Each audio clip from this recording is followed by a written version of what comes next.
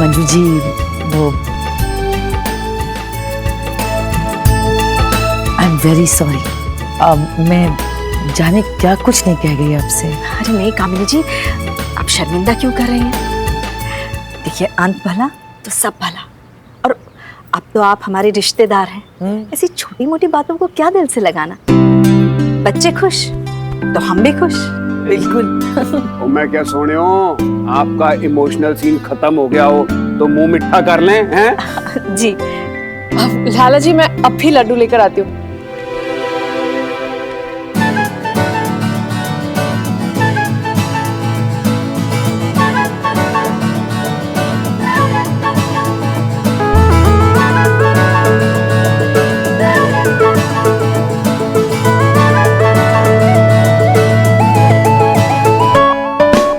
बधाई। क्या हुआ?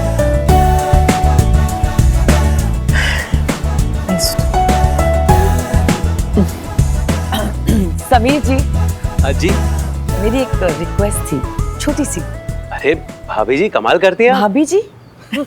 समधन जी। तो समधन जी, आप रिक्वेस्ट करने की तकलीफ क्यों कर रही हैं? आप तो बस हुक्म कीजिए। मेरी ना हमेशा से एक ही इच्छा रही है, मेरे पुत्र पुष्कर का ब्याह डेस्टिनेशन वेडिंग हो।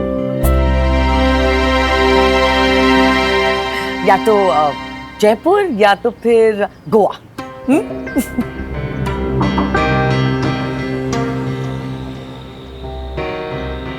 एक्चुअली सबसे छोटा है ना वो, सबसे लाडला। और फिर मैंने अपने सारे क्लब के फ्रेंड्स को बोल दिया कि वेडिंग होगी तो डेस्टिनेशन वेडिंग होगी। अब अगर हमारे फ्रेंड्स को पता चला कि वेडिंग डेस्टिनेशन वेडिंग नहीं है तो बहुत मजाक उड़ाना है हमारा। आपको टेंशन लेने की बिल्कुल जरूरत नहीं है। हम समझते हैं आप लोगों के लिए पॉसिबल नहीं है, खर्चा बढ़ता है जी। सारा का सारा खर्चा हम उठाएंगे। लेकिन प्लीज आप लोग मना मत कीजिएगा।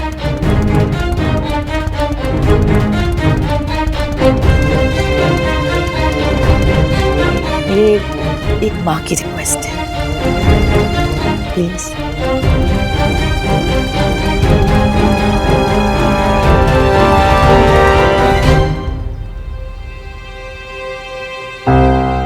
डन। फिर मैं मंजू जी के साथ बैठकर सारी प्लानिंग कर लूंगी। ओके? कामनी जी, जी तिवारी जी। लड़की वाले हम हैं, खर्चा भी हम ही उठाएंगे।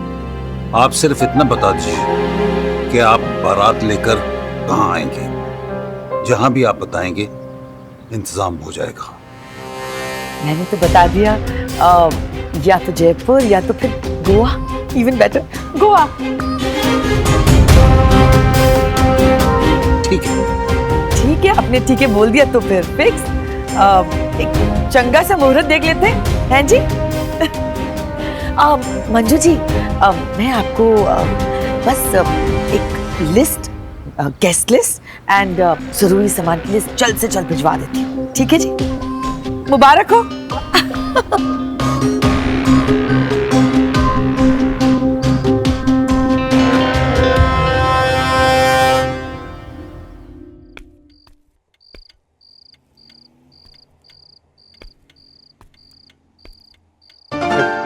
तुम?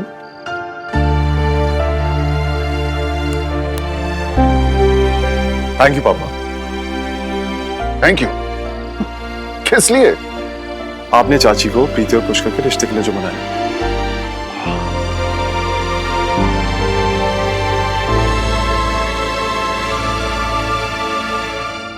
ठीक है पापा, गुड नाइट।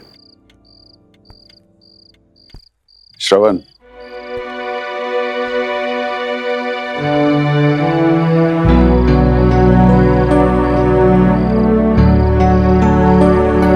मैं जानता हूं जो तुम पूछना चाहते हो।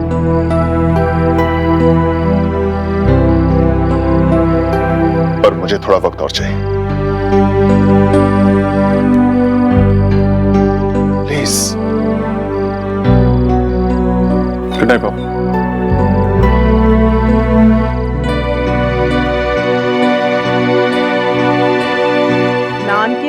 के लिए 1100 साड़ियाँ, 1100 जेंट्स सूट, दाद की फैमिली के लिए 800 जेंट्स सूट और 1100 साड़ियाँ, हर एक बाराती को 1-1 किलो बादाम की गिरियाँ और सबको रिटर्न गिफ्ट। अरे ये कामिनी जी ने शादी की लिस्ट भेजी है या बर्बादी की? 2012 थी। हाँ 300-400 लोग तो हमारी तरफ से भी जाएंगे।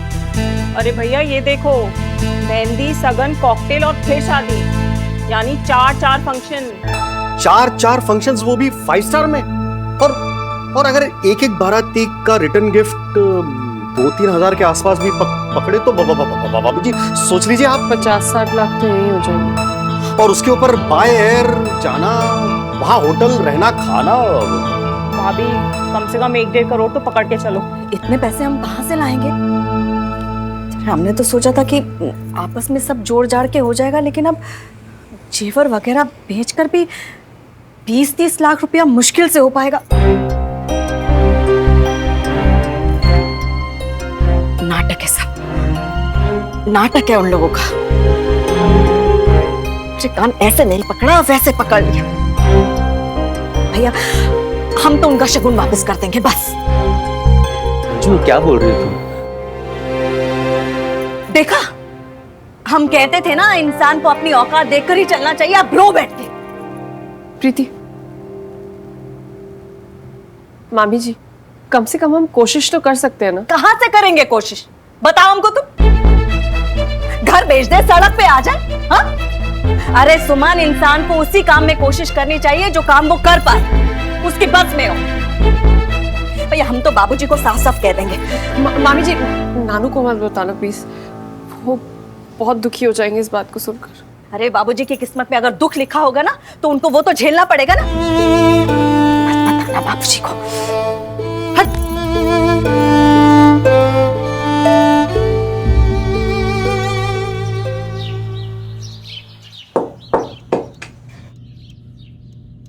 अरे पापा आप?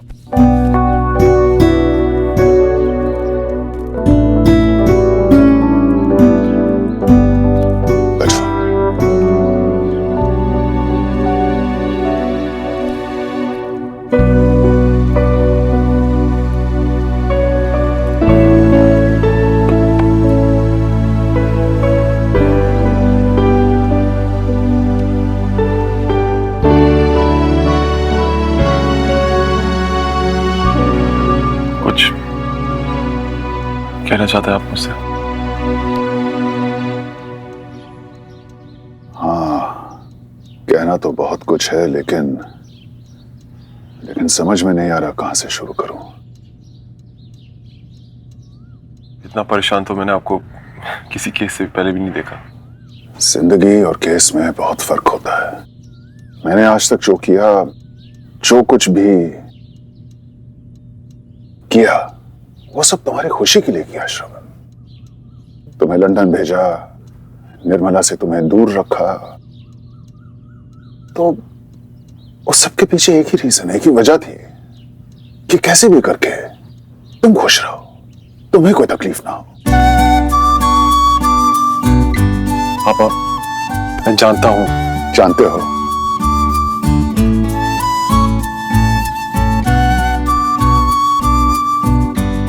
फिर तो तुम ये भी जानते होगे कि जैसे आज तक तुमने मेरी हर बात मानी है, वैसे मैंने भी आज तक तुम्हारे हर फैसले की रिस्पेक्ट की है।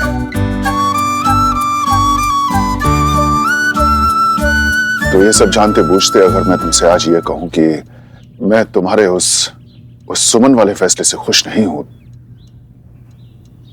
तो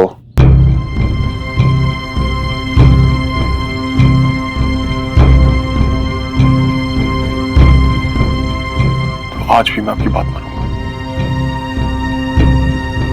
भूल जाऊंगा उसे। खुश रह पाओगे?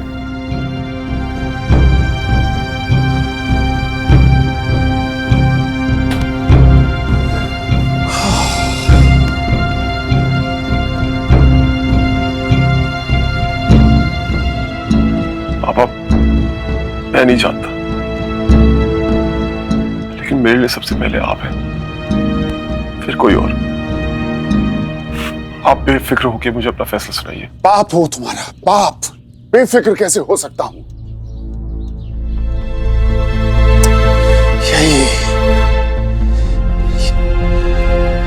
यही प्रॉब्लम है। ऐसा लगता है जैसे जिंदगी दोबारा वही कहानी दोहरा रही है जिसे मैं इतने जमाने से भूलने की कोशिश कर रहा था। श्रवण,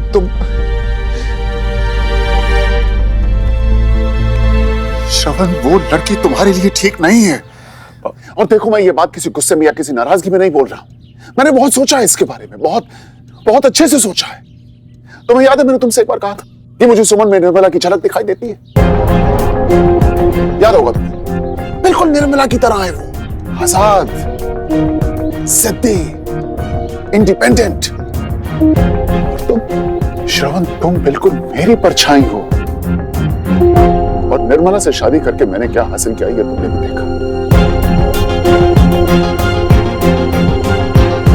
ये सुमन, उसे तो अपने काम से ज्यादा प्यार है ना? नहीं, काम से ज्यादा प्यार है, ये तो तुमने भी देखा है तुमने। एम्बिशियस है वो। और ऐसे लोग जो अपनी जिंदगी में कुछ कर गुजरने की चाह रखते हैं, मौका मिलते ही किसी को छोड़ भी सकते हैं, जैसे तुम्हारी मां ने हमें छोड़ दिया था।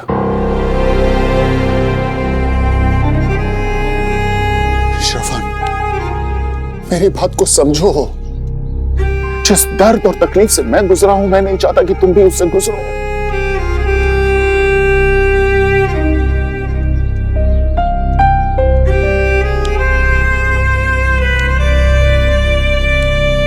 पापा, मैं सुमो को सिर्फ जानता ही नहीं, समझता भी हूं। आई एग्री कि वो इंडिपेंडेंट है, थोड़ी जिद्दी भी है, लेकिन जैसा आप सोच रहे हैं ना, वो वैसी बिल्कुल नहीं है। हाँ, ये सच है कि उसे अपने प्रोफेशन, अपने काम से बहुत प्यार है, लेकिन उतना ही प्यार उसे अपनी फैमिली से भी है। और ये बात मैं सिर्फ बोलने के लिए नहीं बोल रहा हूं, मैं देख चुका हूं, पढ़ चुका हूं उसके चेहरे पे। नहीं पापा, सुमो निर्मला आहूजा जैसी बिल्कुल नहीं है, ये मेरा मानना है। So trust me please.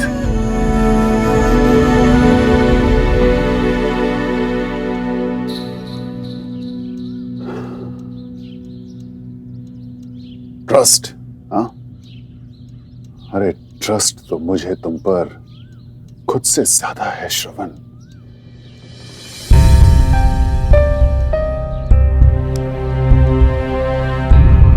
और फिर अब तो तुम बड़े हो गए हो।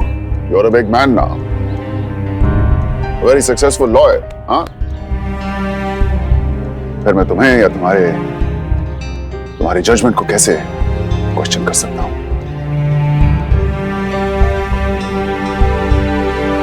तुम्हें इजाजत चाहिए?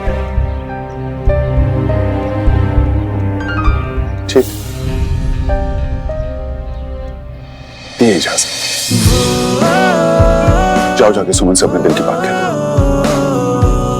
कह दो उसे कि तुम उससे प्यार करते हो।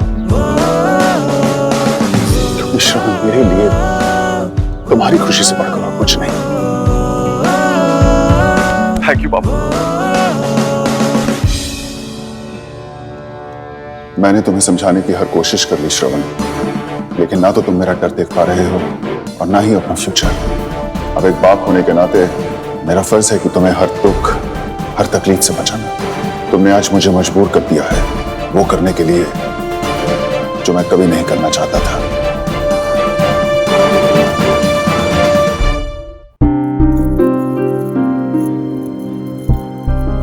मामी जी, मैंने ना कुछ होटल्स के कॉन्टैक्ट्स की लिस्ट तैयार की है। मेरे ख्याल से इनमें से एक में हमें अच्छा खासा डिस्काउंट मिल जाएगा। मामी जी, क्यों इतनी टेंशन ले रही हैं? सब हो जाएगा। देखिए, आपकी नानू की और मासी की सेविंग्स मिलाकर 45 लाख तो यही हो गए।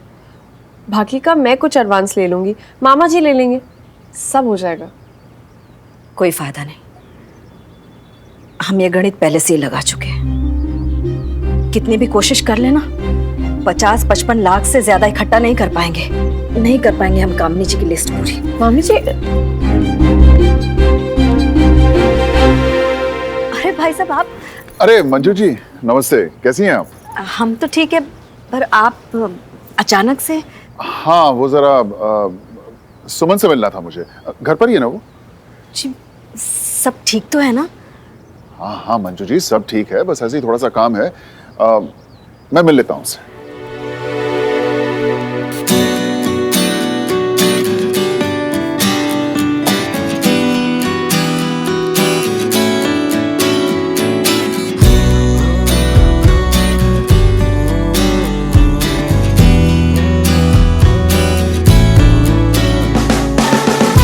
उस दिन तुमने अपने दिल की बात कही थी।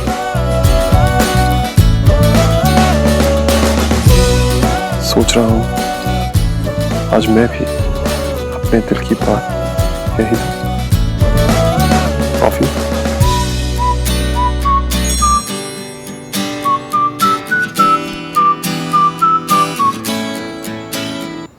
कॉफी?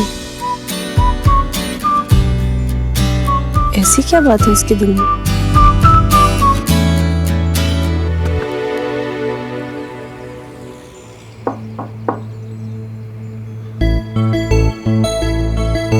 अंकल आप? कुछ बात करनी थी तुमसे। पहले सोचा फोन कर लूं, लेकिन फिर मसला कुछ ऐसा था कि सोचा कि मिलकर ही डिस्कस किया जा सकता है, इसलिए आ गया। ऑनलाइन है, मैसेज भी पढ़ लिया, रिप्लाई क्यों नहीं कर रही? मैं उसी कॉफी शॉप में तुम्हारा इंतजार करूंगा ठीक 7 बजे। See you.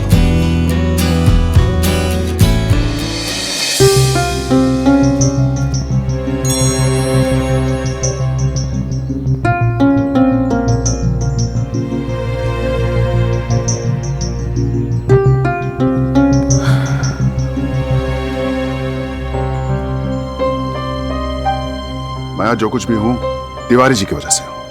उन्होंने मुझे उस वक्त सहारा दिया था जब मेरी बदकिस्मती के साथ साथ मेरे अपने भी मुझे ठोकरें मार रहे थे। अगर तिवारी जी ने मुझे उस वक्त ना संभाला होता तो शायद मैं बिखर गया होता। और अब तिवारी जी ने सबके सामने कल ये कह दिया कि शादी का खर्चा वो उठाएंगे। मैं जानता हूं ये मुमकिन नहीं, लेकिन इसका मतलब ये भी नहीं है कि मेरे हिसाब से कामिनी की जो डिमांड्स हैं वो नाजायज हैं। नहीं, वो जायज हैं, अपनी जगह वो जायज हैं। आफ्टर ऑल उसके बेटी की शादी है, उसके भी कुछ अरमान होंगे।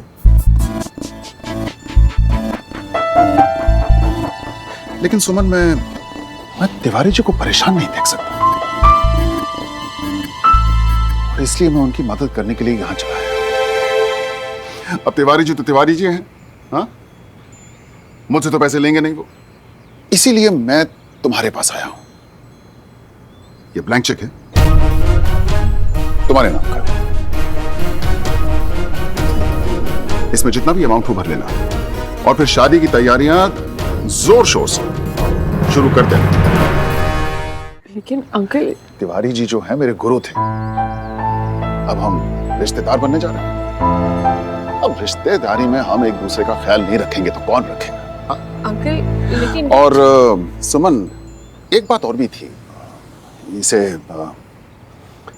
इसे तुम एक बाप का दर्द, उसकी रिक्वेस्ट ही समझना प्लीज। देखो मैं जानता हूं कि श्रवण के साथ तुम्हारा रिश्ता जो है वो दोस्ती से कहीं ज्यादा है। मैं जानता हूं कि तुम उसे पसंद करती हो, मैं जानता हूं। नहीं, मैं जानता हूं, लेकिन मैं तुम्हें पसंद नहीं करता।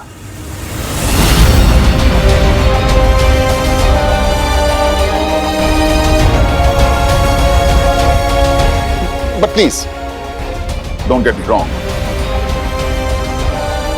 आफ्टर ऑल तुम तिवारी जी के नाते हो। भगवान ना करे अगर कल तुम किसी मुसीबत में या फिर किसी मुश्किल में फंस जाओ तो सबसे पहले मैं तुम्हारी मदद करूंगा, लेकिन अपनी बहू के रूप में नहीं देख सकता। मैं क्या करूं सुमन? और इसलिए तुम ये पैसे रख लो और श्रवण को भूल जाओ।